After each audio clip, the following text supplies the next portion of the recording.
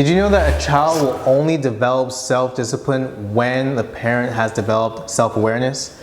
And here's why.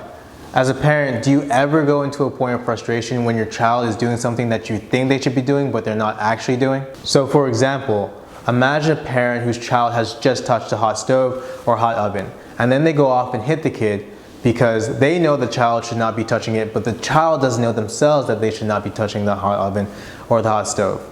The paradox is that you've just gotten into a point of frustration because you think the child should be doing something that they're not. But the reality is that self-discipline comes from being open about the world and not being bogged down by the frustrations and the impatience of those people around you. So do you as a parent, do you have the self-discipline to slow down and explain to your child 50, 100, 1,000 times why they should not be touching the hot oven? Or do you go into a point of frustration of immediately using physical discipline to explain to the child? That actually is going to create a traumatic point for the child later on down in their life, and they're going to have memories associated with negative memories associated with discipline where they got hit, and so they are not going to be able to support themselves in the future. As a parent, do you have the discipline to not be frustrated? Your kids, as we know by now, are just a reflection of you. So whatever actions, thoughts, feelings, and beliefs that you hold and that you exert onto them,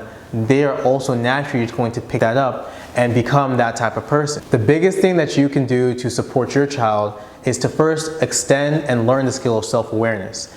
If you want to understand them, you have to first understand yourself, because as we said, they're a reflection of you, and so all the patterns and beliefs that they're showing are coming in some way, shape, or form from things that you have held within yourself. Any patterns, thoughts, ideas that you have about discipline or the world are being imparted onto them automatically.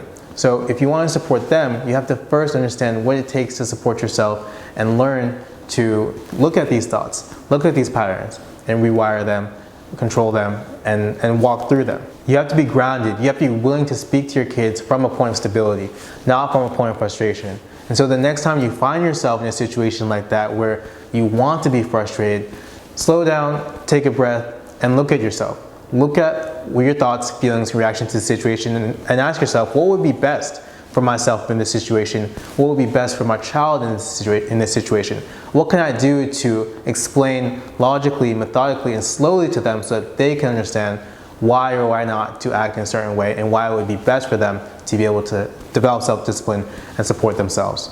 So if you found this video helpful, feel free to reach out to me. And in today's day and age, there's only one way to really support your child and understand self-awareness in the best way, and it's through a specific set of tools and philosophy and methodology towards teaching and parenting. There's a mother in our community who had just had a major breakthrough of looking at her past and how she was raised that was affecting the way that her child was looking at learning and being able to learn and study on her own. It wasn't until that she was able to look at herself and see the patterns that she adopted from her parents was she able to support her own child to revitalize the way that she looked at learning, and now her child has a love of learning. Right? Then there's a dad in our community whose son lacked confidence, and we were able to show him and support him that through being more self-aware within his own programming, with his own thoughts, feelings, ideas, and beliefs about his life, was able to show his son how to become more confident, and again, 180 his perspective towards life, himself, and education. Right? I think even the best part is supporting families and parents who kids are very, very, very, very young. Right?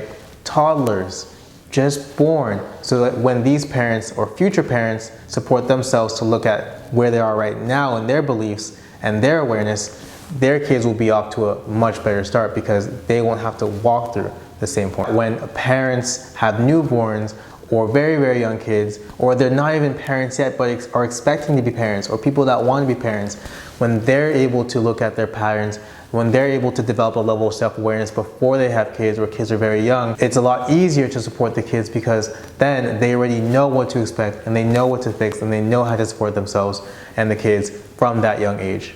So if this is something that you would love to learn more about, we would love to support you and see if what you're looking for aligns with what we're doing within parenting and education. So click the link in the calendar below. Our team will reach out and we'll love to just at least have a conversation to point you in the right direction and see what's best for yourself, your kids and your family. It's amazing to talk to you guys as always, and we'll see you on the next one.